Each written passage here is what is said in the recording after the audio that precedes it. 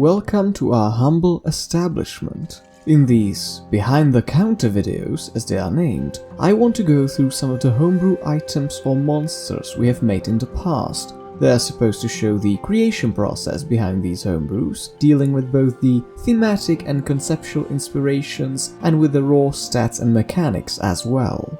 Today, I'd like to talk about one of the items from our zodiac theme, which is centered around the 12 astrological signs in relation to their connection with Greek mythology. The item on the menu today is Virgo, a sickle on the blade of which sits the line between life and death. Before we get into the crunch and numbers, I'd first like to talk about where the idea for the item even came from and what were its main inspirations, as that influenced a lot of its features and abilities. In this chapter of the video, I'll be talking about the real-world mythological inspiration for this item, so for those interested in the features themselves, you can skip to the chapter of the video highlighted as stats. Virgo, as I've mentioned earlier, is an astrological sign, which you probably already know. Now, at the risk of antagonizing some more esoterically inclined of you, I'll say that I care very little about horoscopes and consider astrology a half-witted pseudoscience, so I did not associate this item in any way with the 10 things only a Virgo would know, or 10 things that are so Virgo to do, or similar stuff you'd find in a Vogue article. While what I am interested in is about as based in reality as astrology is, I find it much more entertaining and worthy of curiosity, and that's the myths the ancient Greeks and Romans associated with the constellation known as Virgo. Now, as it is with most of Greco-Roman mythology, especially with myths surrounding chthonic beings found in Orphic literature, the sources we have are not unanimous in their interpretations of the topic. Virgo is always associated with a certain goddess, and while some sources clash on which goddess exactly it is supposed to represent, there are two that usually take main stage, a mother and a daughter. Demeter, the goddess of agriculture, and Persephone, or Kore, the goddess of spring. If you prefer their Roman counterparts, you can also call them Ceres and Prosperina. These two goddesses share more than a familial bond, however. Both are deities related to harvest, to fertility, to abundance. Both are also sometimes referred to as having domain over Earth itself. So much so that Demeter is sometimes directly paralleled with Gaia, the proverbial earth goddess. And what's perhaps most interesting is that both Demeter and Persephone are also considered chthonic deities by many older Greek cults and traditions. Chthonic, for those of you unaware of the term, means that something is connected to the underworld, the realm of the dead. Demeter's connection to it is usually associated with her having power over the earth itself, as earth is supposed to function as sort of a gateway to the underworld, and the underworld is said to be deeply underground. Persephone's connection, however, is mostly related to one specific myth, that being the myth about her abduction by Hades, the god of the underworld. I expect that many of you are familiar with this myth, especially those of you who have played the Hades video game. For those of you who do not know, I'll quickly summarize. But before that, I need to disclaim again that this tale, as is the case with almost any Greek myth, has many variations with different details and plot points, so I'll try to keep it as bare bones and general as possible. I will use themes and elements from different variations for this, as I'll try to pick those that are most well known or most reoccurring in these tales. The story begins thus. Persephone was the daughter of Demeter and Zeus, and on one beautiful day she was gathering flowers when Hades, god of the underworld, appeared on his chariot with lust in his eyes and kidnapped her, dragging her into his realm and making her his bride. Persephone's mother, Demeter, was destroyed by her daughter's disappearance, and she tried to search for her everywhere in the world, but couldn't find her anywhere. Consumed by despair, she stopped all crops and plants from growing, creating a harsh, endless winter in the world, and she wouldn't change things back until her daughter would return to her. Later, at the behest of Zeus, Hades agreed to let Persephone go back to her mother, and when she returned, Demeter rejoiced and the world began to yield crops once more. However, their reunion was bittersweet, for something unaccounted for took place earlier in the story. While in the underworld, Persephone ate 6 pomegranate seeds, and if you eat something of the underworld, you become something of the underworld. And so it soon became apparent that Persephone couldn't stay in the outside world forever.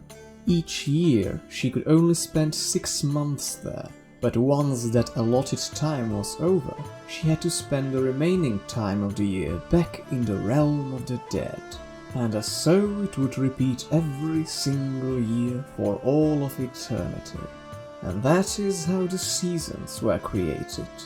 During spring, Persephone returns back to her mother, who is filled with joy and makes the whole world bloom once more. And then when autumn comes, she turns into despair and all the plants and crops started dying and withering until her daughter returns again next spring. Now, with that out of the way, it is interesting to say that despite beginning with an abduction, the relationship between Hades and Persephone is considered to be one of the more wholesome in the Greek mythology, and one that is often depicted as a loving and faithful one. There are 1 or 2 possible cases of infidelity in their relationship, but that's almost unheard of in Greek mythology as it's way below the usual amount. Especially considering that Hades is the brother of Zeus and Poseidon, who were not unaccustomed to extramarital affairs. And in one of these cases, Persephone was actually tricked into being unfaithful, as a being took the shape of Hades, so that was no fault of her own. The stranger part of this is that it was actually Zeus who took the shape of Hades, who I might need to remind was her father. So Persephone's father changed into his own brother, who kidnapped her prior, with Zeus's consent and knowledge in many versions of the myth I might add, to seduce her.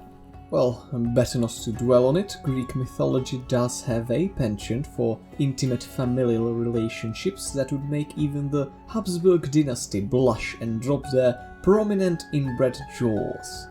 Now, after all this, you might be asking, how is this connected to D&D or homebrew items? Why are you telling us all this? Well, there are 2 answers to this question.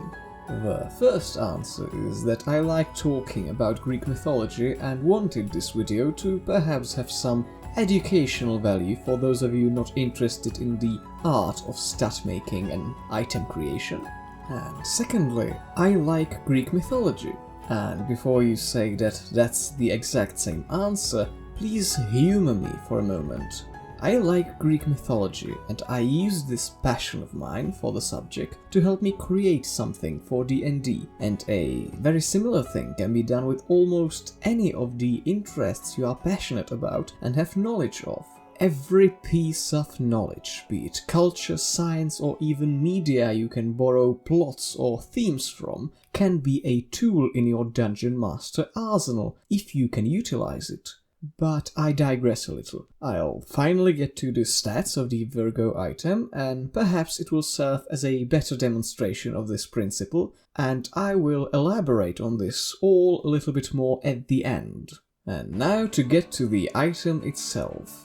As a base, Virgo is a +2 sickle. I've decided for a sickle as it is a good fit for both the death and harvest motifs that serve as inspirations for this item. I've also chosen the sickle as it is not really an optimal type of weapon, as this item was not meant to compete with purely offensive magical weapons like Dwarven Thrower or Scimitar of Speed. The first and main of the item's features is called Unbound by Underworld. This feature gives you advantage on death saving throws, but more importantly it allows you to keep playing your character after you go to 0 hit points, making a spirit emerge from your unconscious body and allowing you to play on, but also making you not be able to become stabilized from saving throws alone, and making you fail death saving throws if the spirit takes any damage. Thematically, I've wanted this feature to represent the duality of Persephone, as she's both a goddess of spring and growth, and also an underworld deity of death. And so a feature that makes you be both dying and alive at the same time, keeping you at this cusp of death, seemed to be the best fit. This ability is quite powerful in the right hands, but it does come with its share of limitations. Firstly, if used in a wrong situation, it can easily get out of hand with the amount of saving throws you will be making if your spirit takes much damage. Now, from my viewpoint, the main strength of this feature is that it maintains the action economy if you are brought to 0 hit points at an inopportune time, meaning that it allows for risky clutch plays or possible Hail Marys. It can also serve as a failsafe mechanism for a designated healer character, as they can now have a consistent way how to keep themselves alive if there are no or fewer healers in their team. The next two features of the item are fairly simple and not really complex, which I felt was necessary due to how Unbound by Underworld is a complex power with many uses, and that in itself can change one's playstyle quite a bit. The second feature, called Power over Earth, allows you to, as an action, create a 15-foot radius sphere of difficult terrain within 60 feet of you that lasts for 1 minute. This feature is obviously connected to Demeter's and Persephone's status as Earth deities, and it is a fairly straightforward feature with a low power level. First thing about it is that it has no charges or uses. It just becomes an ability your character can use, which is always nice and makes it much more important not to make such an ability too powerful. In combat, where the only goal is killing the enemy, creating difficult terrain as an action is usually not something you will want to be doing, as it's a rather inconsequential usage of your action economy. And it will not play much part in many cases, even though 15-foot radius is not a small area. You will usually want to spend your action attacking or casting a spell, as those actively help you to end an encounter. In chases, however, or in combats with different goals, such ability can be really important. Plus, it also has its usage if the party prepares for combat, or in non-combat scenarios such as heists or robberies, mostly as a way how to slow down guards or potential adversaries. And also if the party decides to escape or flee from combat, there it has its use as well. The last feature is called Plentiful Harvest, and it serves as a simple cherry on top that provides a nice quality of life feature in the form of the Hero's Feast spell that you can cast once a week through the item. This is again obviously in line with the harvest theme that the Virgo goddesses are associated with. As for the overall power level of this item, I believe that this feature changes very little, as a 1 week cooldown is a lot of time, and it's only for a 6th level spell that already requires 10 minutes of casting, but it may provide a handy relief in dungeon crawls or some taxing situations. Now, with all of these features described, I'd like to talk about Virgo as a whole package. So firstly, who is it designed for? To be frank, I didn't really design it with a particular class or playstyle in mind, because I think this item is a lot more player-focused than character-focused, in that risk-averse players might not utilize it to its full potential and not really enjoy it that much, while players that take risks might gain a fun and significant power boost from it. However, as I've already stated, Sickle is not really an optimal weapon, even if it is a +2, and will not provide much support to martials in that regard. But it does not have to be used as a weapon to function, so martials can still attune to it and use it as basically a talisman with the weapon properties. With that said, there are some synergies that might need to be mentioned. First is the aforementioned synergy this item has with healing playstyles, as it grants a very nice self-sustain in the form of both the death saving throw advantages and the spirit itself, meaning that it's far less likely for a healer to be brought down to 0 HP without any chance of getting themselves up. So the whole party is then less susceptible to a snowball TPK if their only healer is the first to go down in combat. Secondly, it might somehow benefit characters with little to no ranged options, as Power over Earth gives a 60-foot utility tool that, while not useful in all situations, is still reliable and can give a character something to do when not within reach of enemies. Thirdly, it is very useful to characters with burst damage potential such as warlocks or wizards, as Unbound by Underworld gives them a way how to utilize their Nova potential, even if they are knocked out of the fight before popping off. This comes of course with certain dangers, but they can easily keep the spirit up for only 1 or 2 turns, use their strongest abilities and just make the spirit disappear, alleviating the risk to some degree. So these were some of the synergies this item has with some playstyles, but I think it's time to go to the next topic. So now I think it is warranted to talk about balance, as that's often a contentious topic. Virgo, being a sickle, has a 1d4 damage die, which even with its +2 bonus still means that its base average damage is 4.5, which is the same as a normal non-magical Morning Star or Flail. It's also not a finesse weapon, so it won't benefit any dexterity-based classes, and its only saving grace in this regard is that it's a light weapon, so it might be useful in 2-weapon fighting. But there are already far better alternatives for 2-weapon fighting, even on lower rarities, and many of them don't even require attunement. So Virgo is not really a good weapon, but it's not meant to be, as almost all of its power comes from the Unbound by Underworld feature, not from its weapon stats. And so here comes the most important balance question about this item. How powerful is Unbound by Underworld exactly? I assume that some of you might be of the opinion that Unbound by Underworld is too powerful to be used on a very rare item, and its power alone should make it a legendary. But I have some reasoning for why I made it a very rare and not a legendary, and I think they should be considered before you make a final point. First off, it's a feature that only comes into play if your character is already brought to 0 hit points, meaning that you are essentially using an attunement slot for a failsafe that triggers during a situation in which you don't want to be in the first place. And it doesn't help you in any way from getting to that situation, unlike most other items. And if you are in a situation where you and your party members are already going to 0 hit points, there is quite a chance that Virgo will not be of much help anyway.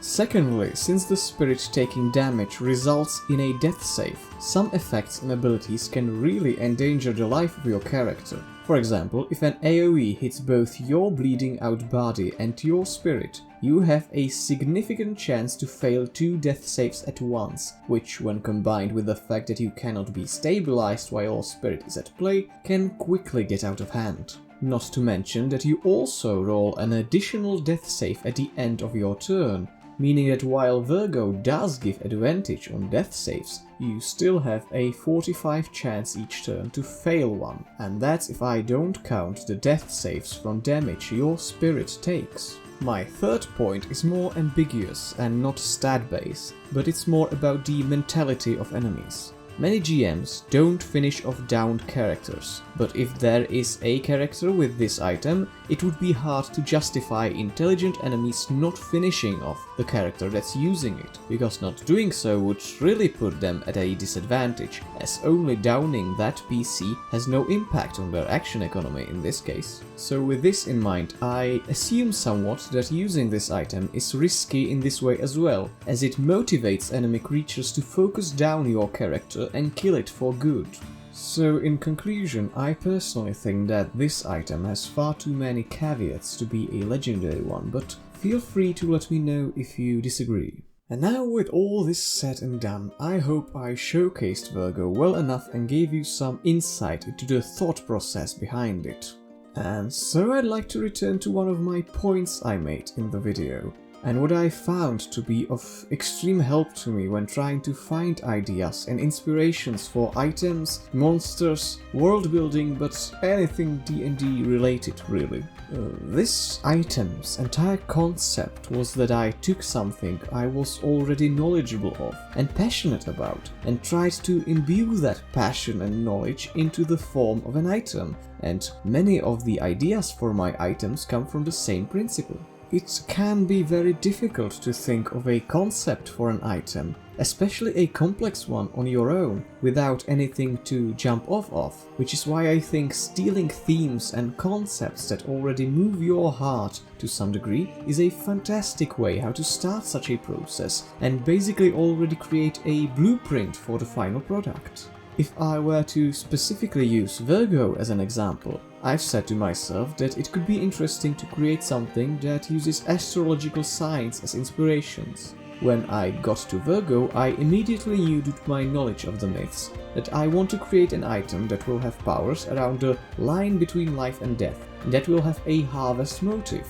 And just with this quick idea, you have some substance that you can work with. The numbers and wording of individual features are something that does need experience to make, of course, but the basic principles can be created very efficiently and quickly like this. And all you have to do now, instead of creating everything from scratch, is to just polish and emphasize on these already preconceived notions. If I were to give another example, we have made an item called Momentum, a large greatsword that is light and telekinetically controlled. I've thought of this item while I was doing my Physics 101 in college, and I thought, why not utilize some of the concepts in that into an item again? And so it became a weapon that is supposed to represent Newton's 3 laws of motion. Its first feature is that you can telekinetically move the greatsword in a line, and it keeps moving in that line until it hits a creature, because an object in motion stays in motion.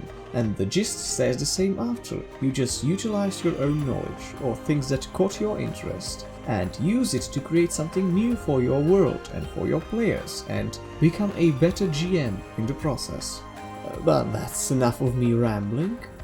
I hope this video was somewhat insightful in one way or another, whether you gained some entertainment from the Greek mythology lecture or from the item itself and the features I have presented. And if you'd like to see more of this content, please let us know in the comments below.